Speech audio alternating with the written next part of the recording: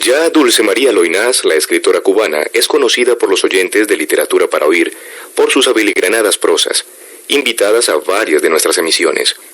Sus cartas nos traen hoy retazos de su vida, entretejidos con los de otros escritores latinoamericanos del siglo XX.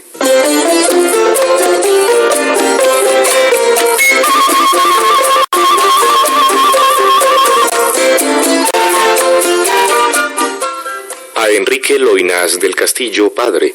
La Belinda, diciembre 29 del 44.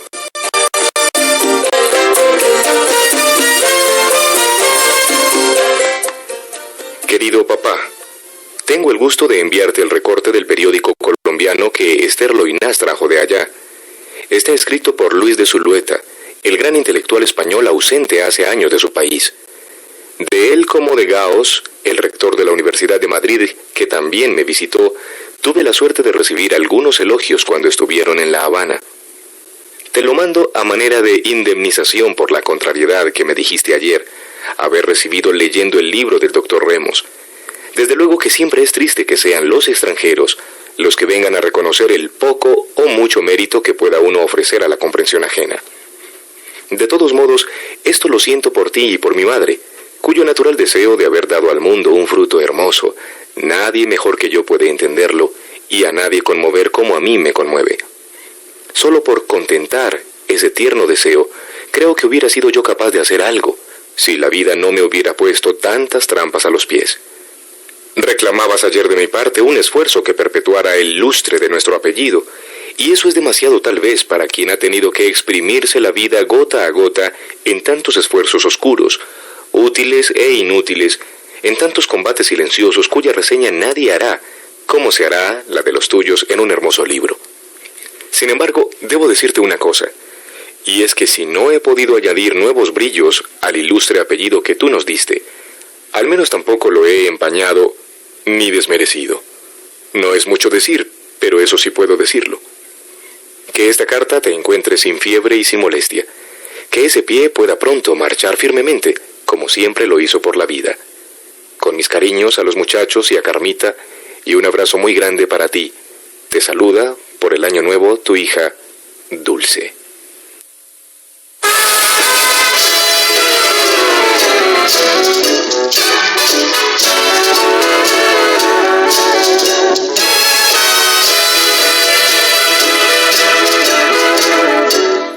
A Gabriela Mistral. Mi querida y grande amiga, sea para usted mi primera carta del año con la suya todavía tibia entre las manos. Venga usted a Cuba, Gabriela, que estoy cierta de que aquí hallará paz y salud. Pero no venga entre dos aviones, como dice, pues eso no es venir, sino fatiga para usted y frustrado afán para nosotros que la miraremos sin verla, y sin más tiempo que el de cambiar en un instante las frases obligadas de un breve recibimiento. Duélese usted en su carta de que yo no fuera a visitarla cuando estuvo aquí. Mucho me honra su reproche, pero debo decirle que no pensé entonces que una escritora oscura como yo pudiera interesarle. Vea toda la altivez que quiera en esa modestia, pero así fue, y así sigue siendo porque si algo hay digno de atención en mí, será lo que he inventado, no lo que soy yo misma. Por eso le ofrecí en aquella ocasión lo mejor de mí misma, que era mi libro, y no mi presencia física sin relieves y sin siquiera la importancia que da al cuerpo la consagración del genio. Pero hoy tengo algo mejor que mi obra y mi presencia que ofrecerle. Tengo, Gabriela, un paisaje cubano casi puro, un paisaje de campo en este deleitoso invierno tropical donde el aire vibra de puro transparente y el sol se amansa en lumbre matinal a toda hora. Le ofrezco este paisaje que puedo encerrar todavía en una finca nuestra, cercana a unos 30 minutos de la ciudad, donde hay fácilmente, alegremente casa, cama blanda y comida sencilla para usted. Yo sé que el gobierno de Cuba la haría invitada de honor y la aposentaría en el suntuoso Hotel Nacional y la haría asistir a una sesión solemne en la Academia de Artes y Letras. Pero usted se aburriría mucho con todo eso y no descansaría nada. En mi finca le ofrezco a usted descanso porque a nadie dejaría entrar al matrimonio cancerbero que la guarda y yo misma solo iría cuando usted me lo pidiera por el teléfono allí instalado. Ya sabe que no peco de efusiva. Si su gusto es estar sola, estaría sola.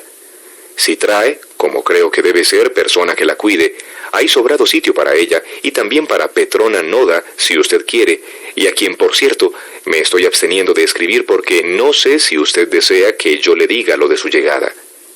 En fin, que pasaría usted en este hermoso campo cubano, el más bello del mundo, 1 semana, 2 semanas, 3 semanas o lo que usted diga, de buen sosiego para su mucho trajinar de alma. Vea usted lo que le digo y piense que aún no la conozco, y nada me obliga a decírselo excepto la espontánea corazonada de poder o querer servirle en algo útil y grato, que me es además muy fácil proporcionarle, porque en nuestra finca hay siempre, sin necesidad de esfuerzo especial alguno, todo lo que le he enumerado, que no será mucho, pero sí más bonito que nunca para usted. Y ya no escribo más. Añada sus pensamientos a esta carta y contésteme. Si para suerte nuestra decide aceptar, puede enviarme un cable con la dirección cablegráfica de Palca, que nos llega sin más señas. Si no puede, yo la esperaré siempre, en otra ocasión. Lo principal es que se sienta bien, y que lo suyo sea, como creo, que solo es un cansancio pasajero. Tengo en el alma sus bellas palabras, y con ellas siéntame de veras muy a su lado. Su dulce María Loynaz. Mi marido es feliz con la sola idea de tenerla por nuestra huésped. Nunca podría la finca traerle mayor alegría. Ah, y me encarga añadir que también tendría usted allí automóvil y chofer a toda hora, pues da la casualidad que nosotros tenemos 2, y nos es fácil poner uno a su disposición. 1953.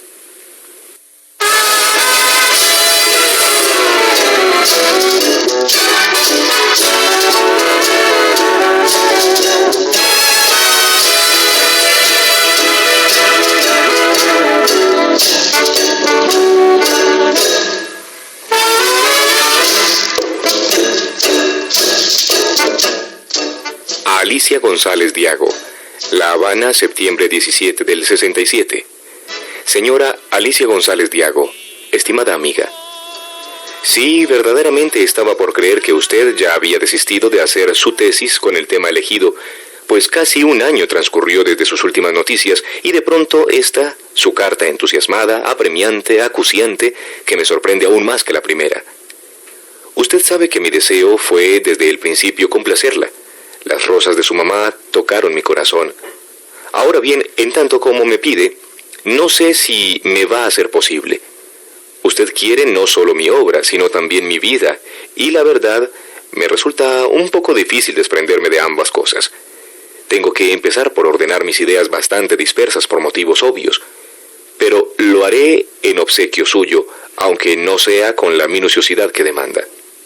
De todos modos, crea que los datos que reúno para usted, pocos o muchos, para nadie los he reunido. Con decirle que ni siquiera cuento con un scrapbook para conservar los artículos que en la prensa nacional y extranjera se han escrito sobre mi obra a lo largo de 20 años. No hay que atribuirlo a desorden o a modestia. Simplemente no he tenido tiempo. Y empecemos ya. Nací en La Habana el 10 de diciembre de 1902. Tengo pues 2 años menos de lo que me adjudicaron en las antologías. Aunque parezca futileza, un aumento en la edad no es cosa agradable para ninguna mujer joven o vieja, por lo cual le ruego que rectifique este extremo. Soy la hija mayor del matrimonio formado por el mayor general Enrique Loynaz del Castillo y la señora Mercedes Muñoz Sañudo, de conocida familia habanera. Eran mis padres 2 seres generosamente dotados por la naturaleza, y sin embargo su unión no fue afortunada. Ambos sensibles, inteligentes, educados, ambos de gran presencia física y espiritual. Él había ganado sus grados en la guerra de independencia del país, y ella debió deslumbrarse ante el laurel fresco que le ofrecía el joven héroe. Pero en el fondo, y pese a las semejanzas apuntadas, sus caracteres eran opuestos, y creo que nunca hubo entre ellos verdadera afinidad de corazones. Mi padre hacía versos en su juventud, pero yo no los conocí sino después de haber escrito los primeros míos. Probablemente la rigidez de trato, que en su mente de militar se creía obligado a darnos, cegó aquella expansión que hubiera sido tan natural, supongo yo. Sea como fuere, esta u otra razón le estorbó el mostrármelos cuando era niña, y yo empecé niña a hacerlos. También compuso él la letra y la música del famoso himno invasor.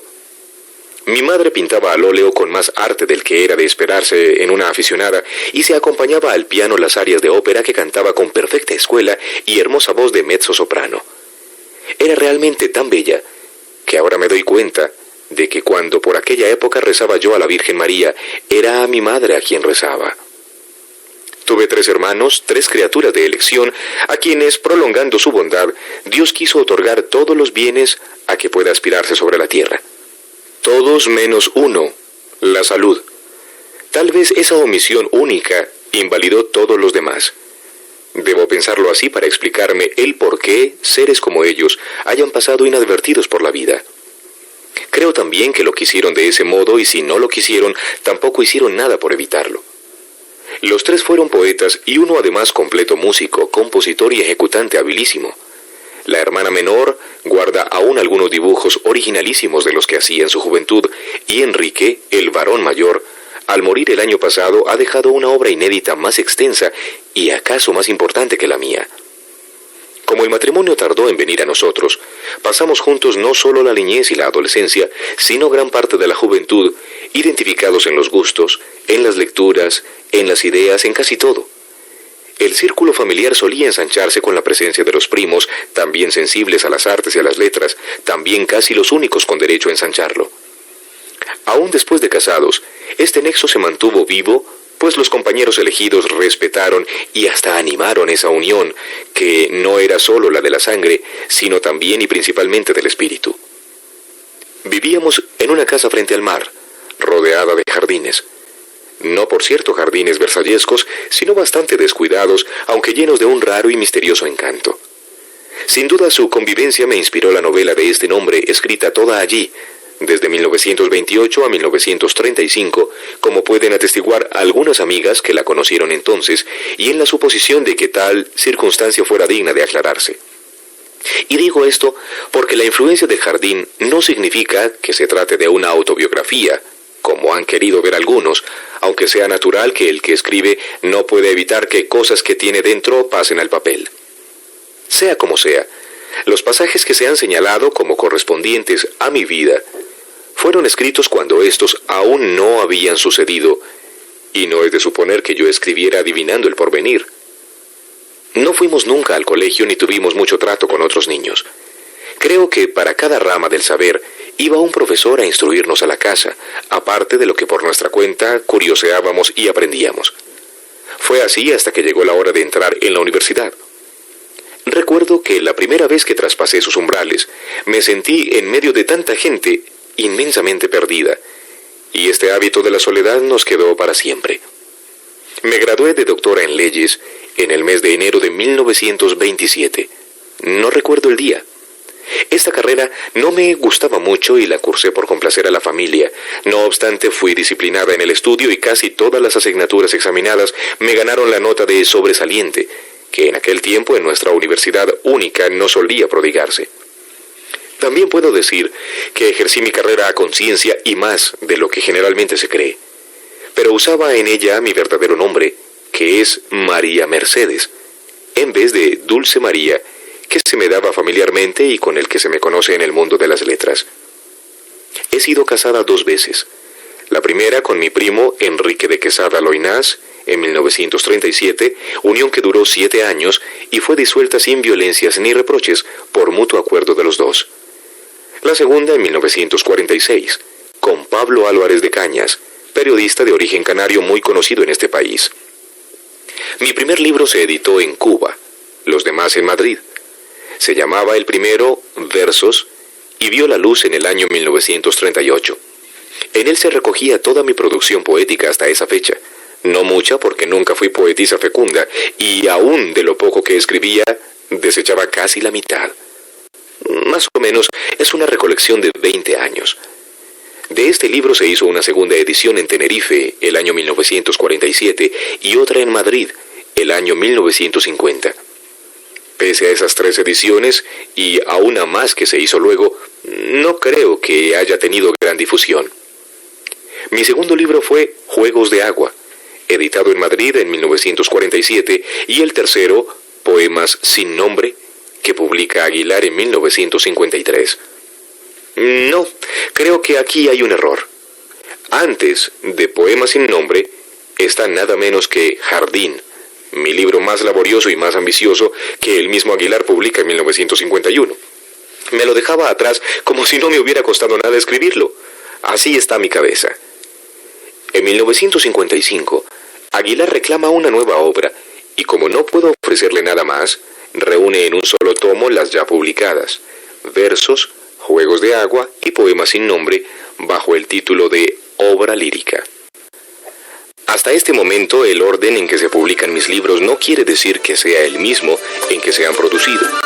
En realidad, toda esa obra estaba más o menos hecha, solo que siguiendo la tradición familiar no había yo querido publicarla. Así llegamos al Verano en Tenerife, que es mi verdadero último libro, ¡ay, el último en verdad!, impreso por la misma editora en el mes de noviembre de 1958. Este ha de ser mi libro más amado. Me pregunta usted por condecoraciones y diplomas, y ahí sí que me va a ser más que difícil complacerla. Tan perdido lo tengo todo en la noche del pasado, que sobrenaden aún en mi memoria puedo citarle 2 o 3 a lo sumo, y no con sus nombres y grados exactos. Vamos a ver qué se puede poner en claro. La Cruz de Alfonso el Sabio, que fue la primera que me dieron por sorpresa en Madrid en el otoño de 1947. La de Carlos Manuel de Céspedes, al llegar de aquel viaje a Cuba en 1948. La de Mariana Grajales también, pero no recuerdo cuándo. Hay otras, pero tampoco las recuerdo. Otra pregunta suya versa sobre mis viajes y mis residencias. Yo he vivido solo en Cuba y puedo añadir que solo en ella he muerto.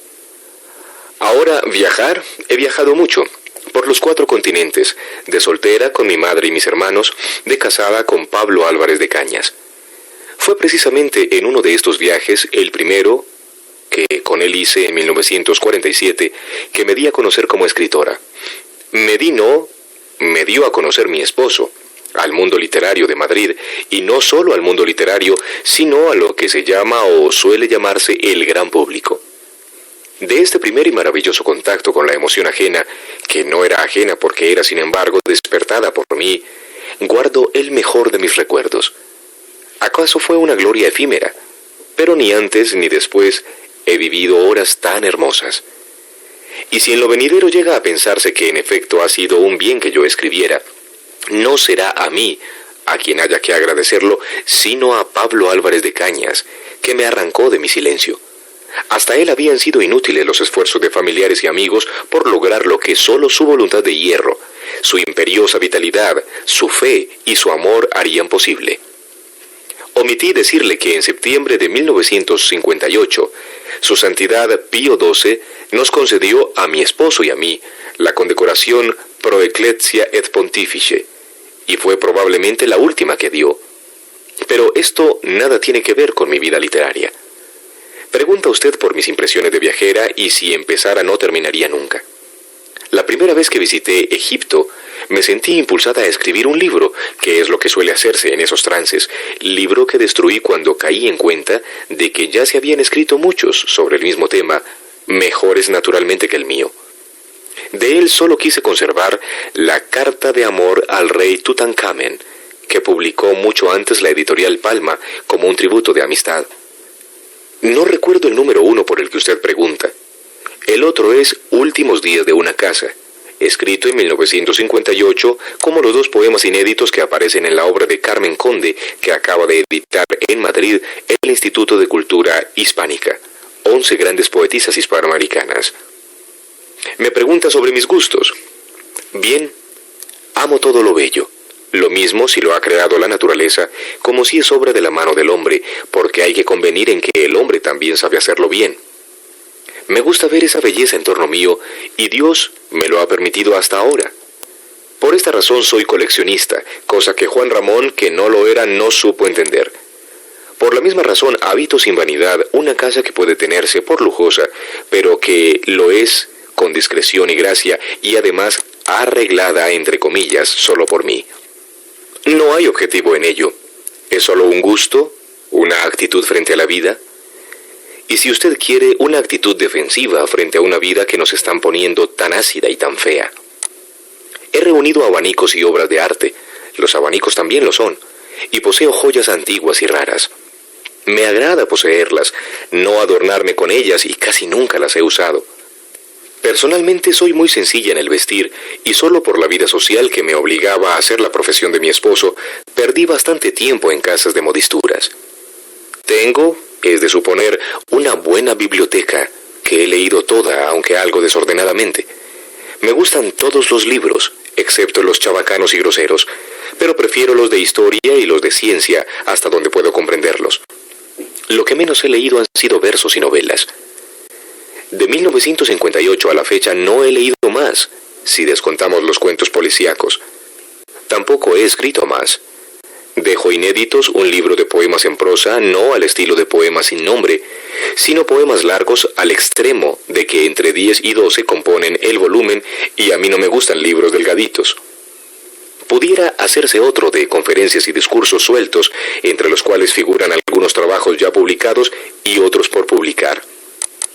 Hay algo todavía regado por periódicos, las crónicas de ayer y Entre dos primaveras, 2 secciones semanales fijas que de 1954 a 1955 aparecieron en los diarios Excelsior y El País de esta capital, nada más.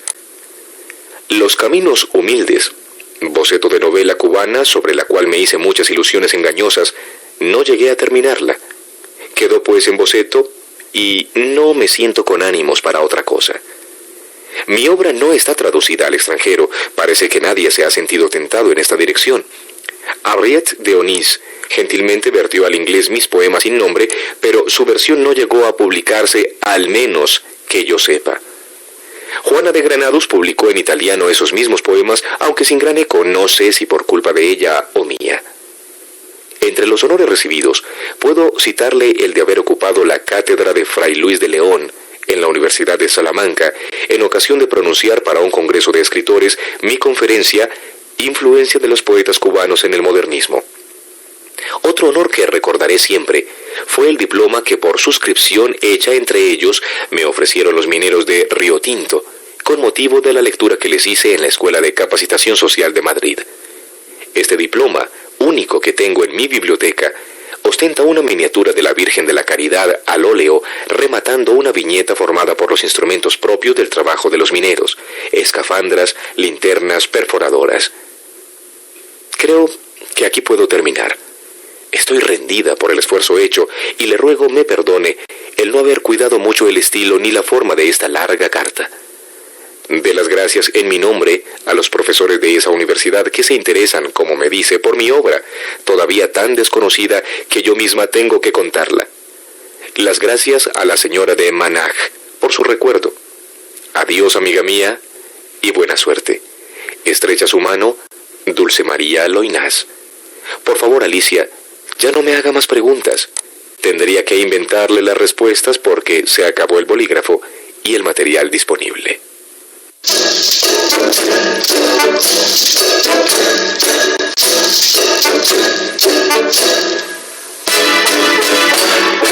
Y vamos A Juan Marinello, La Habana, 3 de enero de 1977. Doctor Juan Marinello Vidaurreta, amigo mío. Digo amigo, ya que por amigo le he tenido siempre, aunque la vida nos haya llevado por sendas distintas. No sin cierta timidez le escribo estas líneas que desde hace días deseaba que llegaran a sus manos y, si posible fuera, a su corazón. Ellas le llevan un sincero mensaje del mío, con el cual quiero expresarle cuánta pena sentí al enterarme del fallecimiento de su amada esposa, criatura animosa y animadora, digna de ser amada como usted la amaba. Aún recuerdo el vivo y cordial gesto con que me saludó desde un extremo del salón la noche del 10 de octubre de 1973 en el Palacio de los Capitanes Generales. Captada por su sonrisa, intenté acercármele, pero la ola humana que nos separaba pronto la desapareció ante mis ojos. En estos días he evocado más de una vez esa visión fugaz, la última que tuve de ella, y muy grata tuvo que serme para que a través de tantas penas yo la haya conservado en la memoria. Hoy comprendo la pesadumbre que embarga su espíritu porque antes de cumplirse un año de aquella noche, yo pasaba también por el mismo trance que usted pasa. Dolor es ese que se encaja en el alma y que no alcanzan a arrancarlo ni siquiera los embates del tiempo. Esta carta, acaso larga, es demasía porque no la hago como un mero formulismo social. Va acompañada de las últimas páginas que yo he escrito, casi pudiéramos decir páginas póstumas. Creo que usted no las conoce y debo agradecer a nuestro amigo Eusebio Leal que me haya dado la ocasión de ofrecérselas. Se las dedico con las mismas palabras que tuvo usted para mi hermano Enrique cuando fue a visitarlo estando él ya muy enfermo. Las conozco porque el doctor José Antonio Portuondo me las repitió comentando conmigo esa visita suya. Breves palabras que de un solo rasgo bien retrataban a mi hermano y creo que también lo retratan a usted. Estrecha su mano, Dulce María Loynaz.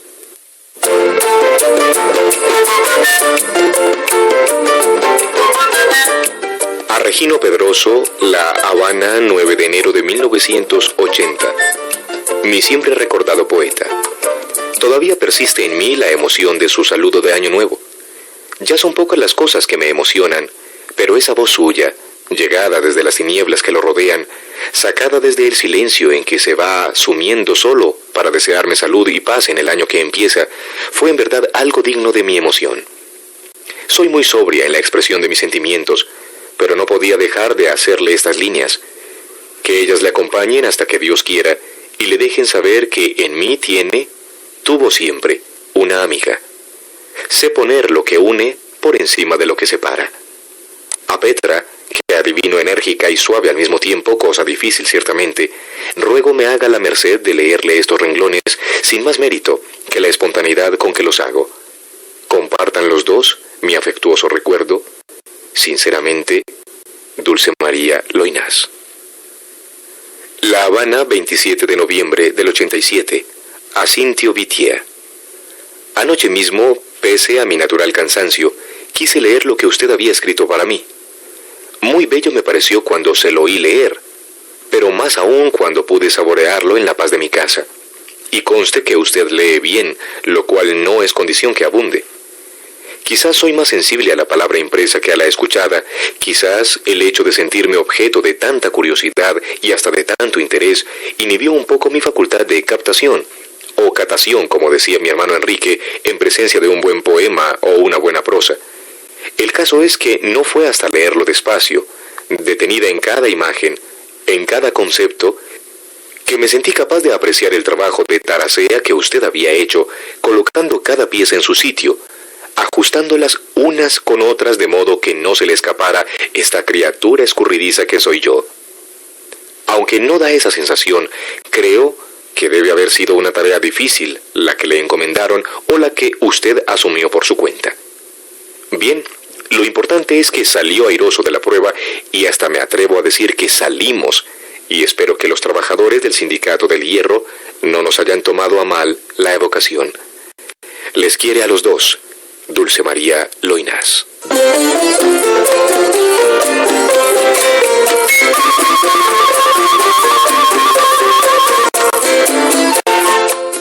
En Literatura para Oír les hemos presentado un epistolario, Dulce María Loynaz, Cuba.